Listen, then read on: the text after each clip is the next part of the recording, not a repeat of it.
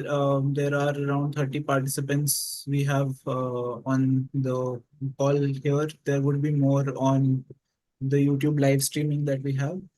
Welcome all to the second live session for Design Thinking the Primer, an NPTEL course by Dr. Bala Ramadurai. I am Sukrat. Along with me is Sham.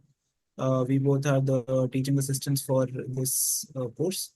And in this presentation, or the thing that I'm sharing on the screen, I have put in the questions that you guys have asked on the Google form, as well as some questions from the discussion forum. So we will be discussing those. There are a lot of questions that we have already answered on the discussion forum, so you can go back and refer to those in case those are your queries. If there is anything else, you can please add on to the chat, and we will address them once we are done with the content of the slides that we have here. Okay, I'll move ahead with this. Yeah. So this is the book. I think in the previous session also we would have mentioned that this is the book written by Dr. Balaram Madurai. You can find it on Amazon. You can find it on in an ebook format or a paperback format for deeper insights and more reference. So you can click a screenshot of it or read the name of the book and Google it. It's called Karmic Design Thinking, in case this is what you would be interested in learning further about the design thinking course that is offered by Dr. Ramadurai. So I will be addressing the questions and comments also at a later stage. Right now it's just good evenings. So in case there is anything, you can write at the chat. So the first question we have is, in the previous live session, how you described the teacups and saucer story as a way to get amazing ideas and learning new things. Can you give us more life-changing ideas for further sessions? So in case you have any feedback, sir, you can give. Apart from that, I also can, pitch in. Okay, so thank you so much, Sukrat and Shyam, for putting this together. Welcome all learners to this second live session of our course. So we try our best to respond to your questions on the forum, as well as if you've asked specifically for a question on the Google form, we also make it a point to also add that here and try to respond to those questions. Now there is a place where you can find some of your frequently asked questions answered, and that is on my website, and right here you can see it. So that's the URL for finding out the frequently asked questions answered to the best of my knowledge. You can also refer to our previous live sessions of yesteryears and the NPTEL website. You can find answers that we have answered to also. Doesn't mean you shouldn't ask the same question. You can certainly ask that as well. So that's something that you can do. Okay. Now I'll get into the answer to this particular question by Shaurya Singh. So yes, the teacup story is definitely a story meant especially for emptying your heads of existing ideas.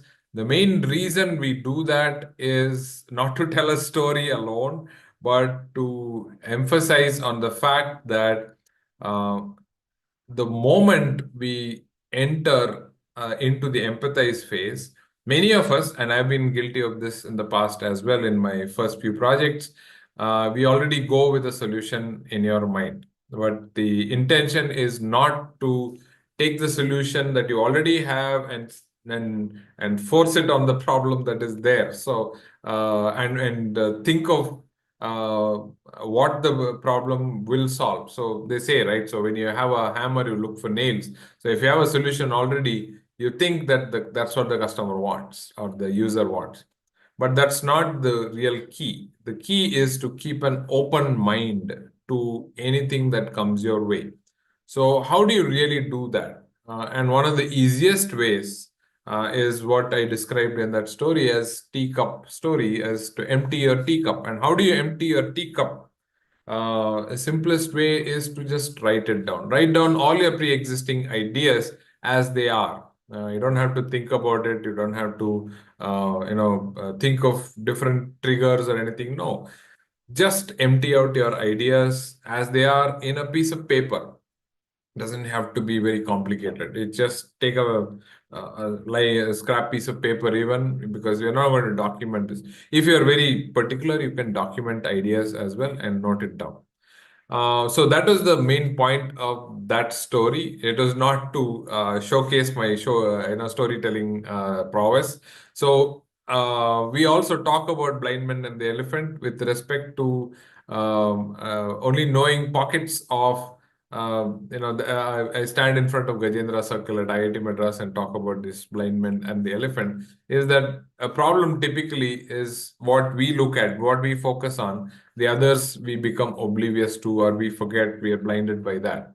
So that age-old tale of the blind men and the elephant highlight the fact that we focus on just the one thing, and we need to know the entire picture, the whole story itself. So that was an attempt to sort of push across the idea that, and we learn a lot through stories. So I welcome the idea of telling stories. However, storytelling is not our main focus. So I'm happy to hear what Pebble in the Pocket is and the bamboo tree is. Brilliant. This is a good list of stories. I would encourage Shaurya Singh to share this story with us so that we can learn from that as well and how it relates to design thinking and what can we do that. So please do use the forum to share your story. We'd be happy to learn that from you and share it with the next classes, next set of students who next set of learners who register for this course. So I'm happy to know that. Okay. Sir, the pointers that you see with the arrows before them are sort of hints and the points that I have put. The Oh, questions okay. are in Oh, the not from the learner, is it? I thought the yeah, learner yeah, yeah. was suggesting that So we these do are this. just pointers that we can use to answer for. Okay. Oh, I see. So, Okay, now I get what you're doing. Okay. in case you need to understand the pebble in the pocket story, what it is, I'll give it to you in a very short form, is that people who are suffering from anxiety generally, or just people who get stressed in public situations, there's a like in TRIZ we have this way other way around principle that we use. So this also somewhat applies the other way around principle, wherein they have pebbles in this very small pebbles in their pockets, or marbles. You can substitute them for marbles. So they have marbles in their pockets, and once they fiddle with it, they remain calm. So Okay. That's the an story interesting the one. story Okay. was like there was a person who used to calm himself by fiddling with the pebbles in his pocket for a very long time, but there was one day that he forgot putting the pebbles in his pocket, and that day he realized that pebbles essentially did not really calm him down. It was he himself convincing that things are going to be fine. So pebbles can be taken metaphorically, and eventually you can definitely deal with the situation in case something is missing. So that is something to do with the pebbles in the pocket story. I'll move on to the next question now. There is a question by Vaibhav Rane. The question is having prior expertise in the field of, I'm sorry, wait, is having some prior expertise in any field a must for applying design thinking? Okay. So now I see your suggested answer. The quick answer is no. Yes. Yeah. Here, design thinking is primarily a process of um, looking at a situation, a place where you can really help out somebody whom you feel needs some attention, some help. Okay. So that's the starting place. It could be a person, it could be a situation, but in design thinking, you focus on the human being in that particular situation. So now design thinking is what we call domain agnostic, which means that it does not really bother itself with the technicality, the domain, the actual discipline. It could be in mechanical engineering, it could be in human resources, it could be in teaching, it could be in, I don't know, cleaning, getting a street cleaned. It could be high technology, it could be to do with space. But eventually, it's about structuring your thoughts, your planned process of uh, uh, dealing with the situation, helping somebody who's in that situation and going through that process. Now, when you're doing that, you may know it naturally on your own, but if you get stuck, if you feel that, oh my God, I don't know what else to do, then think about where you are. And this empathize, analyze, solve, and test, the four stages, will help you saying, okay, you were stuck at trying to figure out what is the root cause of this, which means you were in analyze. Now you'll have to see, is there a conflict to resolve? Is that why I'm stuck? Maybe I should reframe the conflict better.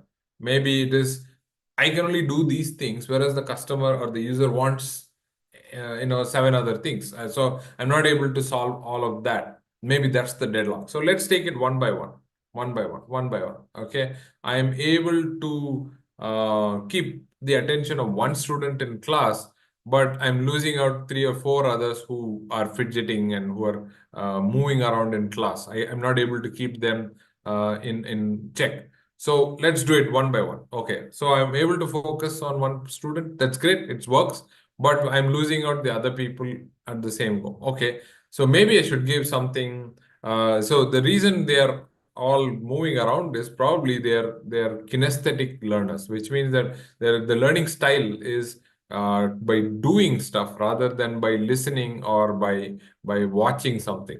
Okay, so they probably need a hands-on, hand and leg involved project. Okay, let's do it that way, and then you give them that assignment and see if it works for them. If it's still not there, maybe there's some other motivation. Then you go back to your drawing board again. If it works, great, it works. But have I lost out on the students who are paying attention? If not, great, it worked. If it is, then you have a problem to solve again. You're iterating again. So this is ways in which you can think. It guides you in your thinking process rather than straitjacketing or having a domain knowledge or a discipline knowledge. So that's the attempt in design thinking, more to do with what you have to think, how you have to think, rather than how you have to think, not what, but how you have to think rather than the specific discipline. So that's the long answer. And Sukrat's answer was, yeah, no, you don't need any prerequisite. There are no prerequisites. You can start straight away.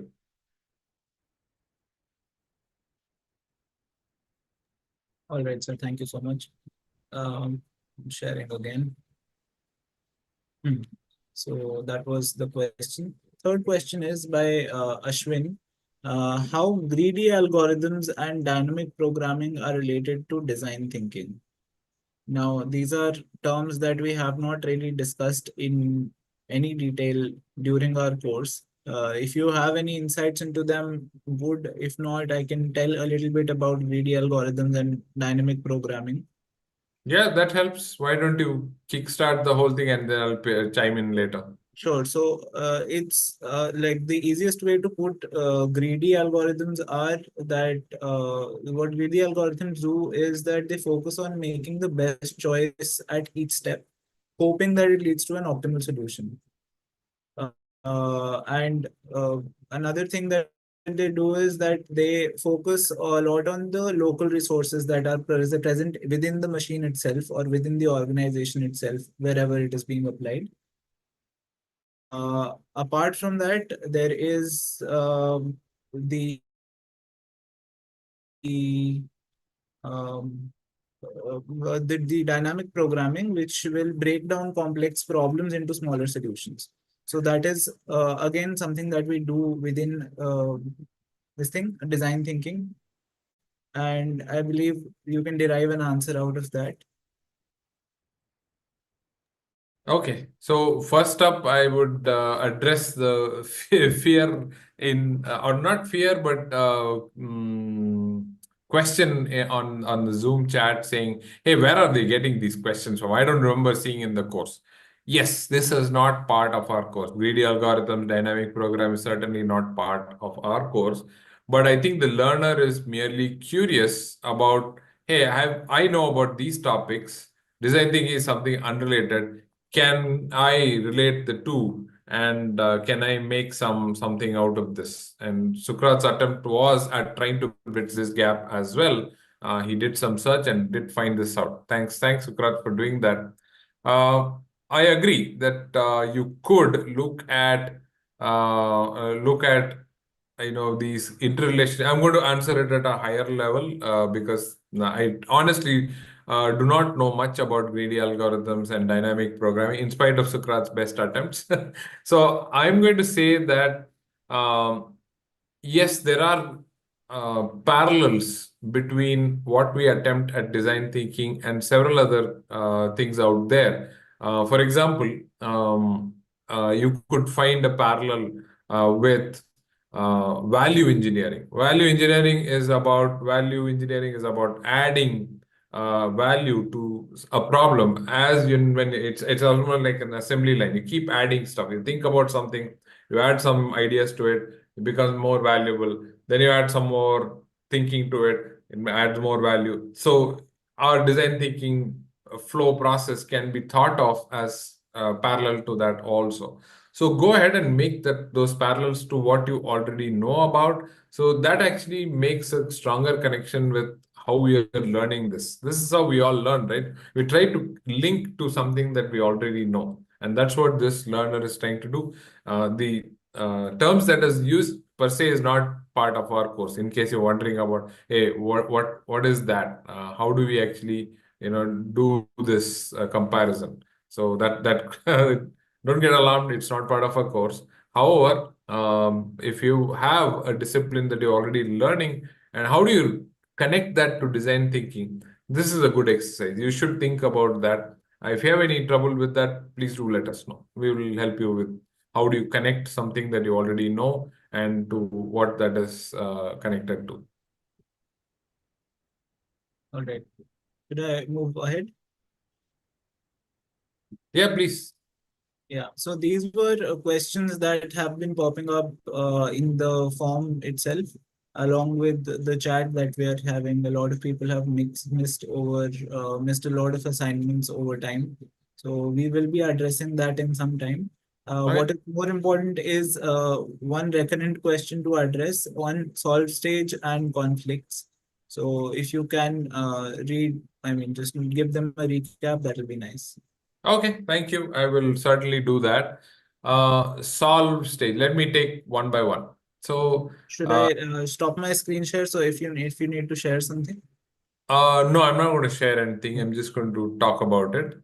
So in solve is the third stage of design thinking that we teach in our course. This is a stage where we look at what is possible, what is really something that we can do to resolve the conflicts that we really built upon in the previous stage, which is analyze. Okay.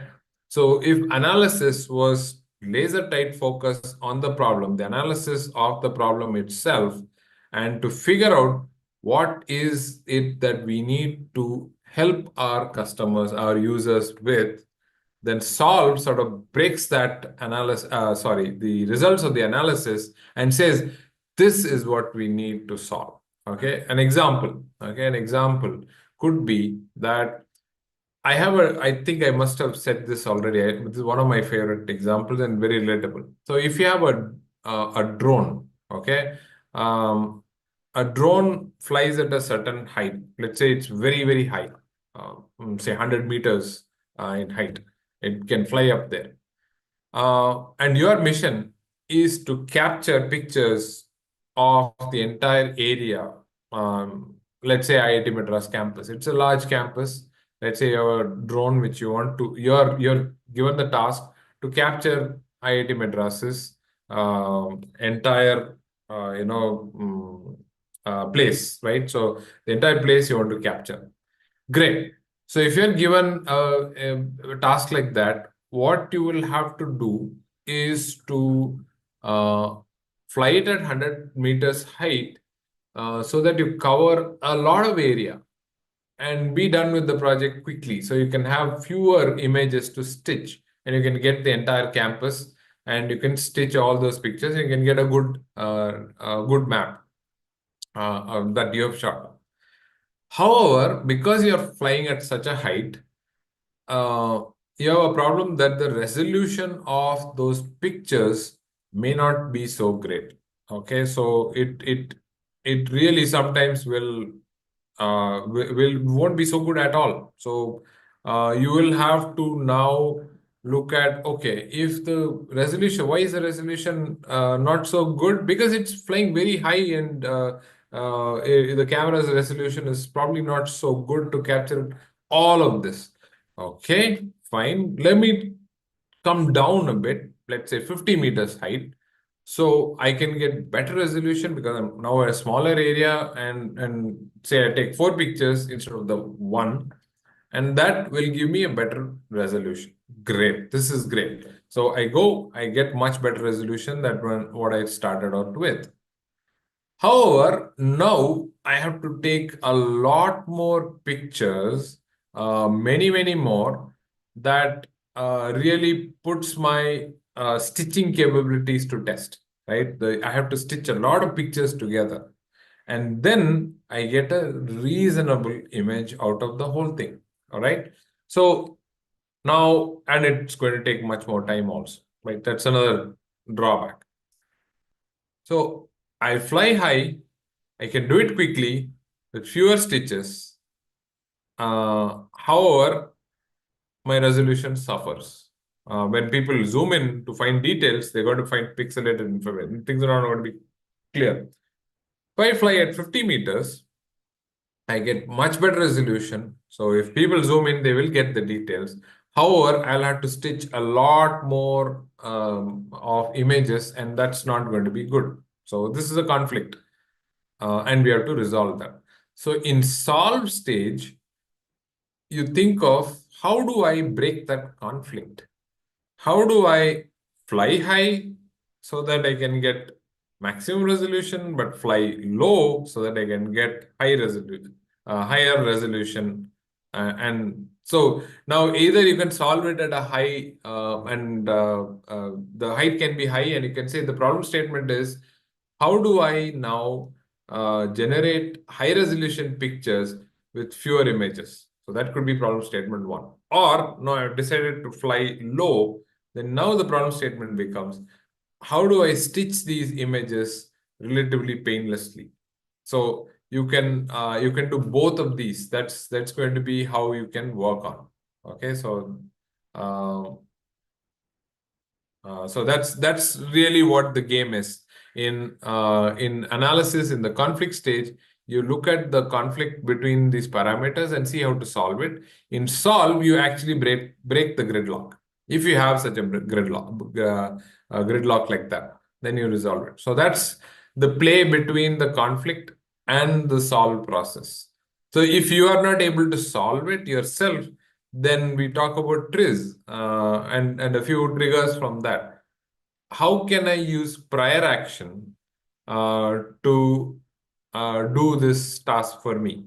So that is a question you can ask and generate some ideas. Okay. How do I use the other way around principle? So there are lots of triggers principles, right, that will help me resolve this deadlock. So you can use many of these to do that. So these are the critical questions to ask in order to break the deadlock like this. That's what we do in our analysis and finally solve. Hope that was useful for you in understanding what these two topics are.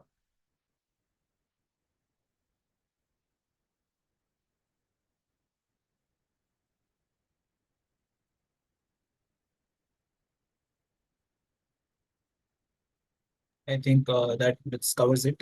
In case there is more, that you can definitely go back to the videos and ask the game in the forum Yeah. that we have open.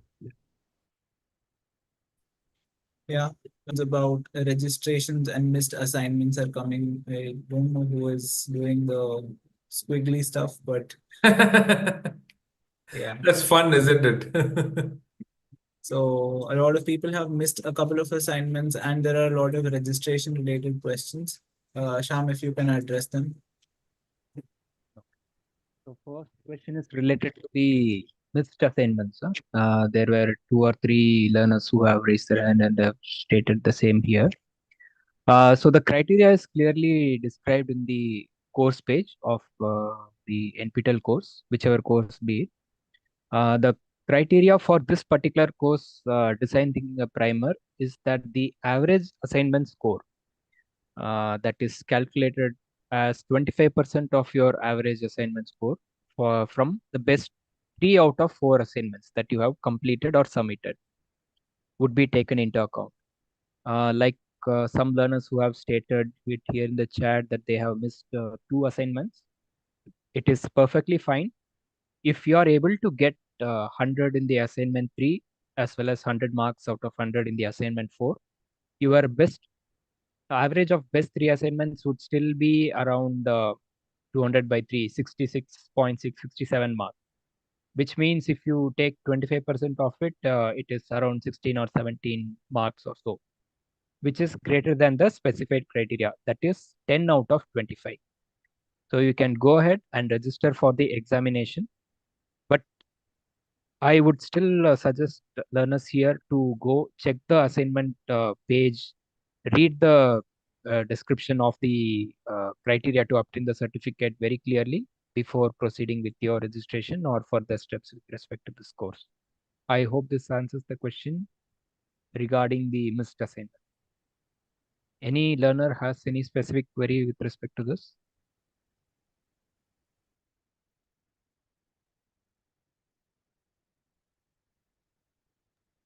Bala sir in the chat has also just shared the criteria for getting the course certificate. Please go through that.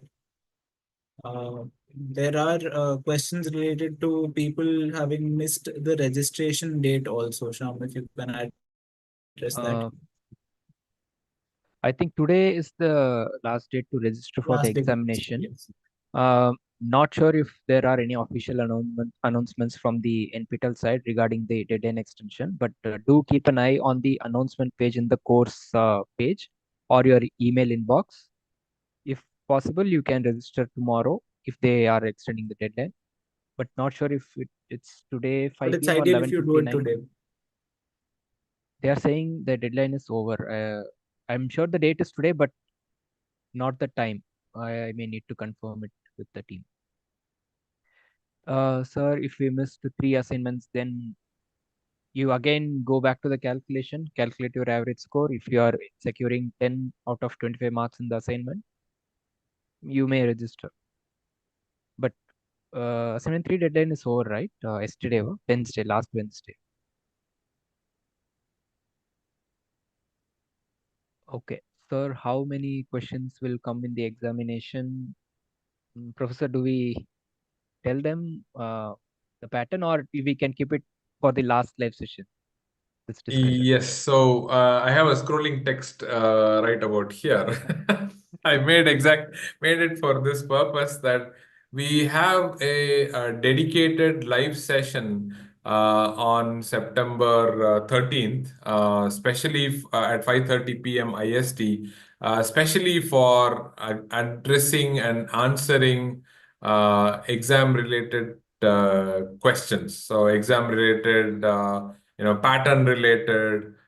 Is it objective? Is it subjective? Is it pen? Is it online? All those questions we will answer it then and there. So that's going to be a dedicated 1 hour where we'll spend on even giving you some example questions from the past. Those questions will not show up in the exam. So we are we will make sure that you will get that. Enough and more and on that day, September 13th, 5:30 p.m. Please do make sure that you can join us live. That will be great so that you can answer your questions then and there. If not, you can always watch the recording, and we will and go to the forum, ask your question again, and we'll try our best to answer those questions also. Okay, so that's about exam related stuff. So, but if Yeah. you want to quickly answer, if there are some quick answers we can give. How many questions will come in exam? This is definitely not a quick answer. So we will definitely cover all of those during the September 13th session. And it'll be more relevant because it's a month later and we closer to the exam. This way you will definitely gain more, or you will remember it. A month before, our experience from the learners in the past. You may be sharp, but our learners from the experience of the past is that they tend to forget and ask again. So we will remind you. Our job is to keep telling you that we will tell you. We will tell you on September 13th, 5:30 p.m. Okay, there Okay. are more questions on the course progress. Sir, I have completed all sessions and assignments. Still, my course progress is being shown as 42.06%, and I have registered for the exam. Do you want to answer that question, sir? Yes, most certainly. So in order to empathize with my learners, I did. Sham and Sukrat know this. I did register for an NPTEL course and exam last semester. Uh, Totally, of course, with the intention of learning the subject, but also with the intention of knowing, empathizing with learners. And I do empathize with you. It says a progress of a certain percentage, but that has no correlation or nothing at all for your final result. So that just shows how much of videos or how much clicking you've done, how much have you done that. But that's entirely for you, self-reflection alone. It has no bearing on the exam percentage. Okay, so that much I know for certainly 100%. I know that is not going to be counted towards your exam or your certification. From what I remember, the assignment though, you will have to calculate. I don't think there's a percentage that tells you how much of what is your score. You'll have to sort of do that. We are working with the NPTEL team to see if that can be made any easier in calculating your score really quickly. So because there are 4 assignments. I think there are 10 questions in that. However, the weightage finally is 25 out of 25. So there's a conversion there from 40 to 25. So what does that mean for each assignment? How much does getting one answer right mean at the end? This is not super clear from the learner perspective, and I am totally cognizant of that. We will definitely work with the NPTEL team to see how to, and no, but the trick for them, again, here's the contradiction, right? So if they make a change for our course, that's going to have to reflect for all the 500 plus courses that they have. That's their contradiction. You can't, there's no way they can make it all uniform and say, okay, this course can be like this, but what about the other 400, whatever, 500 plus courses? So that's their contradiction, and that's why it's going to take some time to get that going. But yeah, so we will try our best to make them understand that this is a learner perspective. We need to give them what is their assignment score before they go into the exams. That was my trial to answer this question, Shyam and Sukrat. Okay, there is one more announcement. I think the deadline for the NPTEL course certification examination extended till August 19, 5 p.m. Oh, Do yeah. check the email, do check the course page for this particular course, NPTEL Design Thinking the Primer. If the date has been extended, please do go and register for the same. Okay. That was all the questions, I think. There is one more. Shivam Rajput asks, is it compulsory to have karmic design thinking book to prepare for? Exam related. Not really, but if you want to dwell into it, if you want to get deeper insights into the text or so the words that Bala sir has spoken in the videos, you can definitely purchase. It's a very thin book. You can read through it, fun to read also with a lot of images in it. So you can definitely give it a shot. Is it compulsory? No. Is it recommended? Yes. Okay, thanks, Sukrat. Yes, the cases that are discussed in the book are meant to be as a companion guide. I wrote the book to serve as a companion for our NPTEL learners. That was my sole intention of writing the book itself.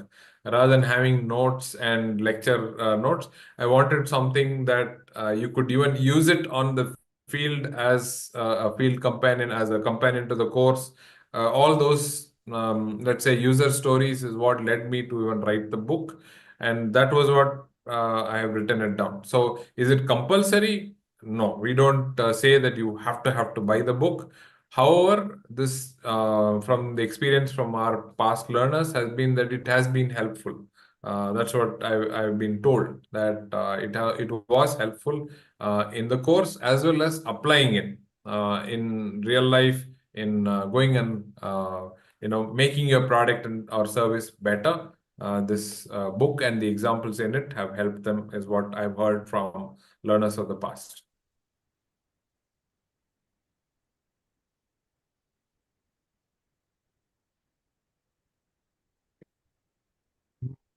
A very generic question from Vaibhav Rane, and he asked, which other courses or topics would you recommend in management to help us in our career?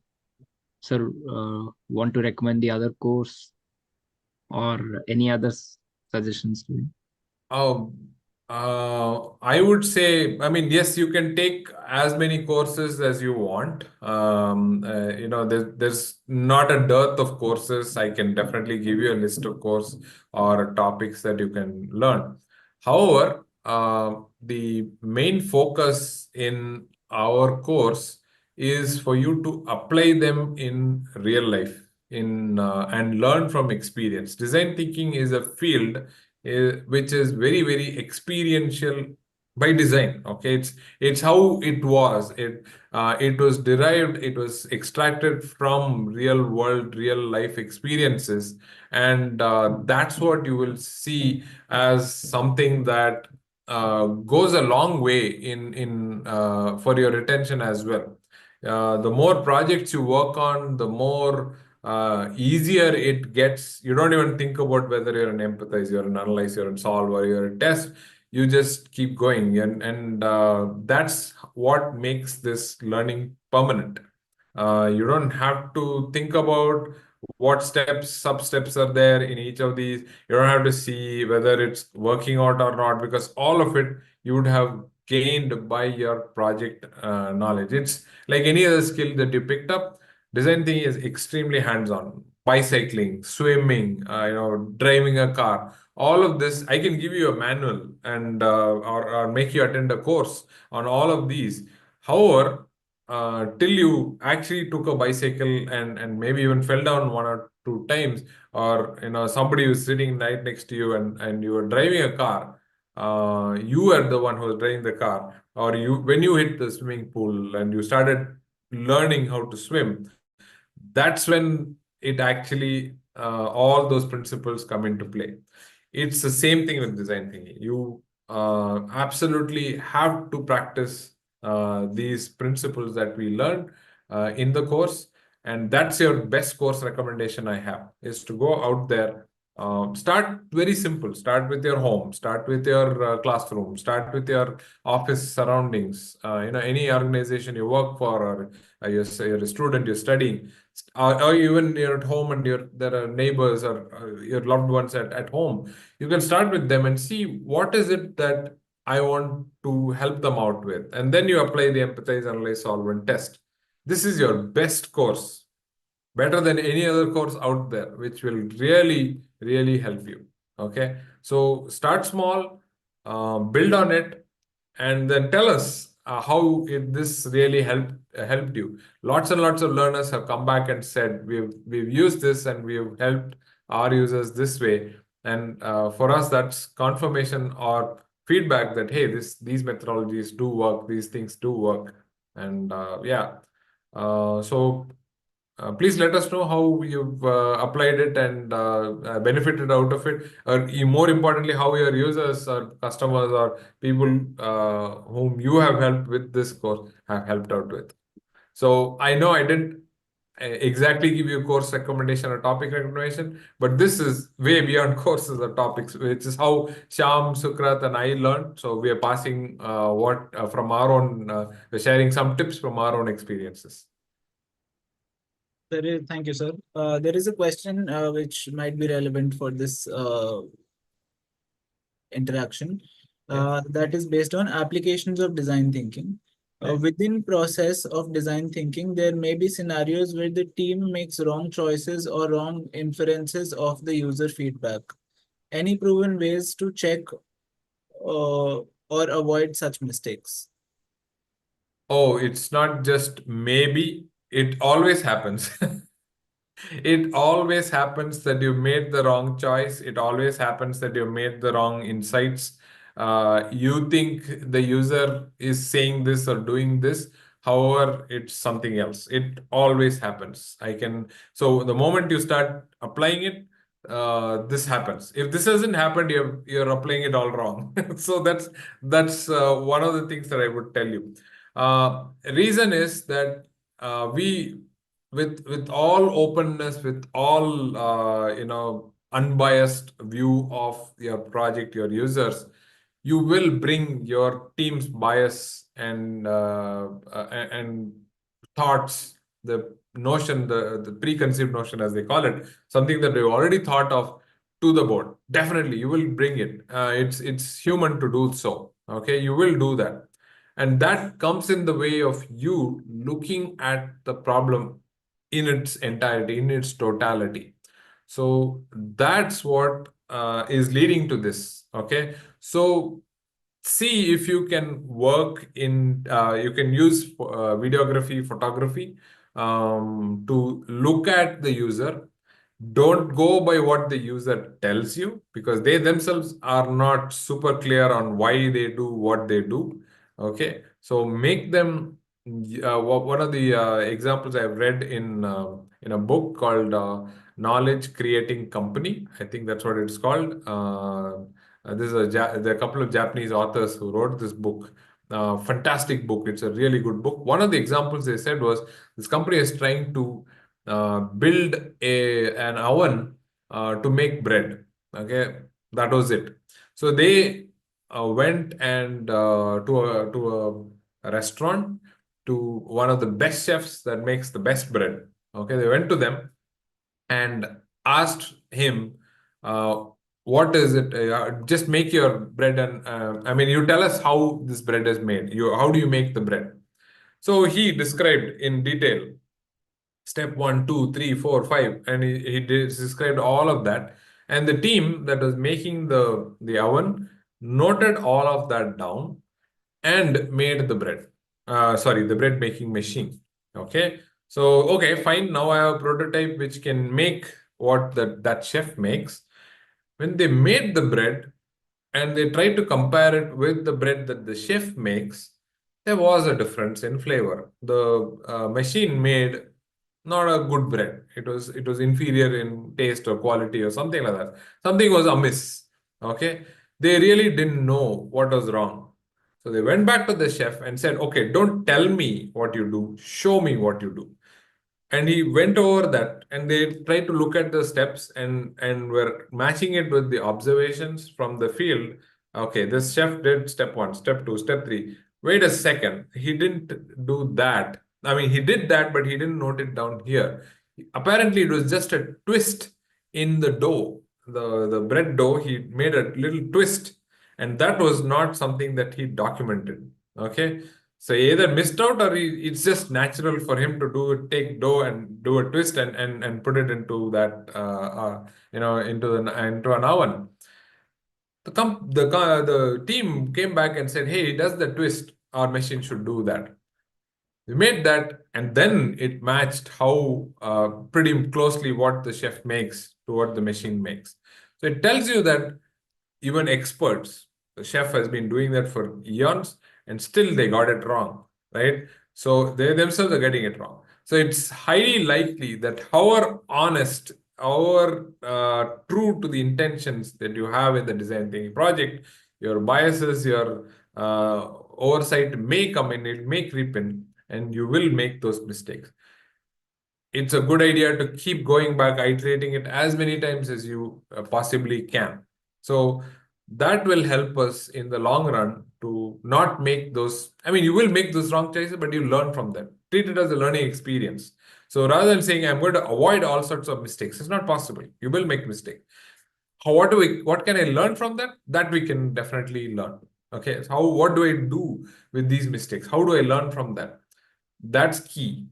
And that's what that team also did, right? The bread team didn't say, "Oh God, this will never work." No, they didn't say that. They went back to the chef again. Let's see one more time. Let me one more time. Maybe many times they went. The authors probably paraphrased it into just one time, but maybe it is many more times. So that's the key in the mistakes and what you can learn from them. Hopefully that helps you. So one more thing I thought of while you were saying this. So primarily what the question asks is something that we also suggest our participants during the hands-on workshop that we have is bulletproofing. Bulletproofing of ideas is something that you do talk about in the book and as well as the NPTEL videos also. So if you can briefly touch up upon what bulletproofing of ideas is, that also would be nice. Okay, great thought. What Sukrat mentioned about bulletproofing. What is bulletproofing? It is to, so when you at the solve stage, at the end of solve stage, what you have is a bunch of ideas from brainstorming, from trees, all that you have some ideas. Great. But these are like what I call diamond in the rough. They have some good qualities in them, but they're not yet mature enough. They're like seeds, right? We don't know whether these seeds will actually flower, will become something big or not. It depends on a whole bunch of things. So it's like that. Now, how do we actually find out if this solution is, or the ideas that are coming up, are they good enough or not? If you take it to the customer, they're very raw. You can make a big quick prototype. That's another way to do it. You can test it. However, even before that, we can do a bit of a step, which is to take it to a friendly audience. Okay, maybe it's your colleague, it's your friend. You can show them these ideas, tell them this is the problem that I was trying to solve. This is the people I talked to, and this is the solution I've come up with for at this stage. What do you think? Tell me tell me, and particularly in bulletproofing, you say tell the negative things about the solution. Why? Because we are trying to make it better. So this is a friend. So they're not judging you per se, but they're judging the proposal, the solution. And they say, "Oh, you know what?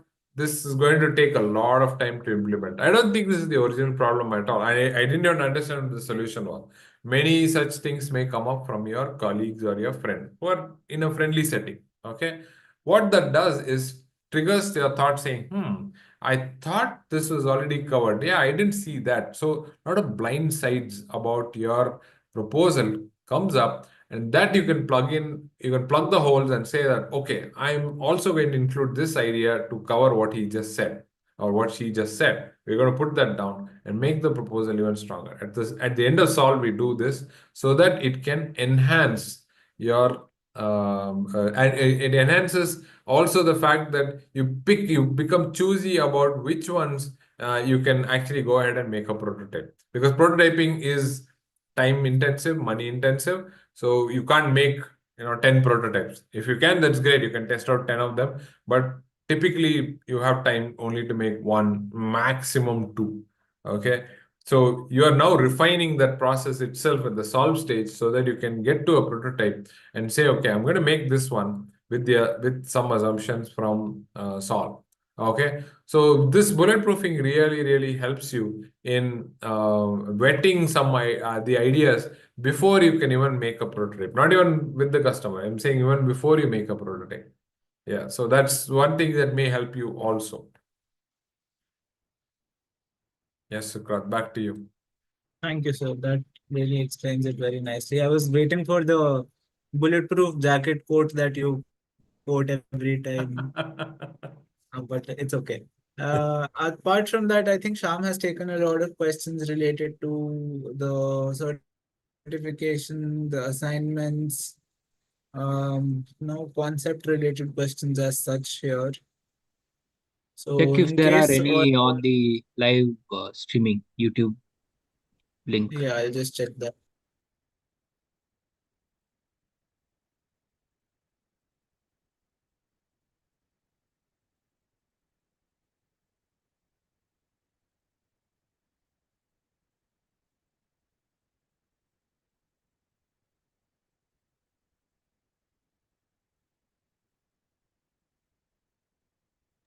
Okay, there's one, right? So as per design thinking, should I design a higher tonnage car than go for lower tonnage car, or vice versa? Which one will be right? Great question. So this is the beginnings of a contradiction, right? So first of all, even before you start generating ideas or solutions, what you need to look at is, what if I go with a higher tonnage car? What is something that is in favor of that, and what goes against that? With a higher tonnage car, the stability probably, I'm just making this up, okay? You know the conditions of the problem. I don't know enough of the conditions of the problem. I'm just going to make it based on my own experience. So higher tonnage of the car, meaning a heavier car, is going to be more stable, okay? In case of an accident or in case of even driving around, it's going to be rock solid stable. However, such a heavy car, it's going to take more fuel, right, to do that. That's a bad thing. We're going to spending more energy to propel this vehicle forward. That's a bad thing. So this is how I would start. Higher tonnage car, positive, which is the green box in the conflict map. You will find that it's stable, super stable. However, the red box is it is it takes a lot of fuel. It guzzles a lot of fuel. It consumes a lot of fuel. Okay. Now change it to lower tonnage car, which is the fuel efficiency now goes up because it's a lighter car. It doesn't need as much fuel as the higher tonnage car. So lighter car means lower fuel consumption. However, a lighter car means unstable car. So it's unstable now. Okay. Now, how do you solve this? Okay. So this is a contradiction. How do you begin solving this? How do you frame the problem statement? It depends on what your function is. That's what we typically, if you want to choose, say, I have a high tonnage car and I want to solve the fuel problem, or I have a lighter car and I want to solve the stability problem. Depends on what you want to do with this car. Is it uh, you want to reach a destination faster? Then I would say I would go with lighter car and solve the stability issue. Okay, how do I keep the stability of the car? I'm sorry, how do I keep the fuel efficiency of the car while making it more stable? How do I make a lighter car more stable? That's going to be your statement for your solve stage. You can give it to the team and they will generate ideas for that. No, no, no, no. It's not for long distance. It's to have a armed vehicle, for example. So a heavier car makes more sense. Okay. So if that is the case, then you would say, okay, stable makes sense because I'm carrying a lot of people. It has to be stable. Now, how do I solve the fuel problem? Fuel is an important issue. So the heavy car, how do I improve the fuel consumption? So that becomes the problem statement which you can solve and solve. This is how you have to deal with contradictions. Okay. Okay, that's my trial at that question. A very interesting question. Thank you so much for that.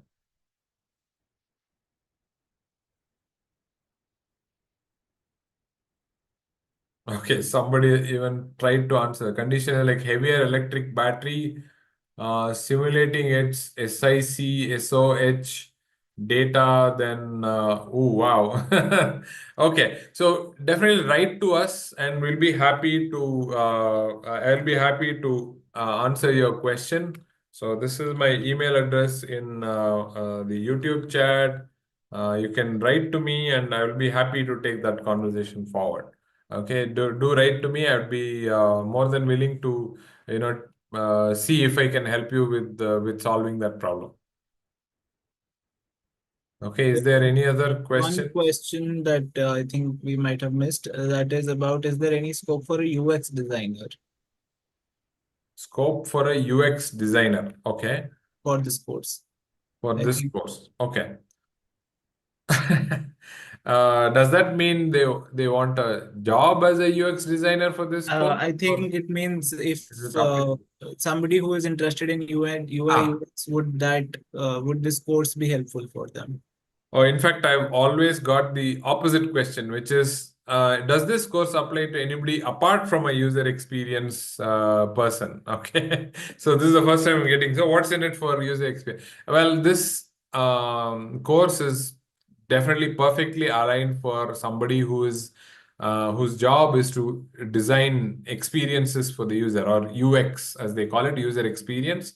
You start with how does the user use the product. Let's say it's a software product or an app. Okay, take one of your popular apps. Let's assume it's one of the popular apps. How does the user use this to get something done via an app? Okay, if it's a chatting app, so how does the user use the chat for, say, transmitting audio messages? Okay, let's take a specialized case. So that would be the activity you want to improve. Today, it is you have to hold the phone for a long time and speak. It's very awkward, let's say. So that's the customer journey map. So you see, how does the user hold the phone, smartphone, while recording? You have to hold it in a certain. People do hold it in a certain way. Record that journey and see where all do they need help, and also track the emotional part of it. Will my phone fall off because I'm holding it with just two fingers? All that you can document in your customer journey map. Once you do that, list of problems. So list of problems is, I have a fear that I might drop the phone. I paid so much for that phone, I might drop it. I have that fear. It's very, very not feasible, not practical to hold it like that for long messages. Okay, some things like this you can document, right? So then work on that. So you're trying to look at what the user experience looks like before you can solve that, right? Then analyze that. Why are they holding it this way? Why are they holding it close to the mouth? Why do they have the fear that they will drop the? Then get that. So, and say, now frame it in the form of a conflict, in a contradiction. When you're trying to improve hold, what happens as a result? What happens as a negative result? What happens as a positive result? Frame it as a contradiction. Now try to solve that and generate some ideas. Come up with a few little trial modules which will enhance the audio messaging recording experience for your user. You're working on a user experience project. That's it. You're already started. This is how it works. So you can do this also with any app, and you have a user experience project on your way. Okay. So this is how I would apply the empathize, analyze, solve, and test construct on user experience. I hope that answers this query. And I think we have 2 minutes remaining, Sukrat. I don't see more questions also on the chat. Just have another look. How do you measure success design thinking beyond the final product? Oh, great question. Uh, I would say there's no final product. So that's your design thinking project right there. No product or service is perfect. Okay, that's the first acceptance, right? So if you remember Lord Buddha's Four Noble Truths, he says, accept. That's the first step. And here in our product service world, we accept that no product or service is perfect. So there can't be a finality, a final product that you can release. It always introduces new problems. If you don't foresee that problem, somebody else will. They will try to solve that for you. Hopefully, it's from your organization. That way, your organization is benefited out of it. If not, there's going to be I don't know, a kid in the garage who's going to solve that for you. Okay, so never ever is it going to be a final product, and you will have to keep looking at the customer journey of the usage of your product, and that's your success in how many times you can do this iteration and how many generations can you have. We talk about iPhones, from 2004 to 2024, they've had 15 iterations, right? Today's iPhone, these days it's iPhone 15. That tells you it's successful because they've iterated 15 times, 15 generations have come and gone, right? So that tells you the success. It's not the final. I don't think 15 is the final product even. It's going to even be refined. It's always work in progress. That's how you look at the product. Then we can measure success by how long and how many users it has positively impacted. How many lives have been changed in a positive way because of your efforts. Okay. Hopefully that answers your question in the 2 or 3 minutes that I had to answer that. Sukrat, back to you. We are 1 minute over time already. Yeah, I think that's all we will take for now. If you have more questions, please feel free to write more questions on the Google form as well as the discussion forum that is open to all the learners, and we will be addressing those as and when possible. Right. Thank you so much for your time, sir. Thank you so much for everybody who has joined. I believe this is one of the biggest audience we've had in quite some time. So it'll be fun. And the next session that we are having is on 13th of September. That'll be based on the exams and other related queries. So please join in that time, as well as if you can't, you can definitely join on the YouTube live and the recording also you can access at a later point. So that's all for right now. So enjoy a long weekend, everybody, and see you soon. Okay, bye everyone. Thanks, Sukrat, Sham, and the NPTEL team, and of course, all of you learners who are there to work. Thank you so much. See you then. Bye.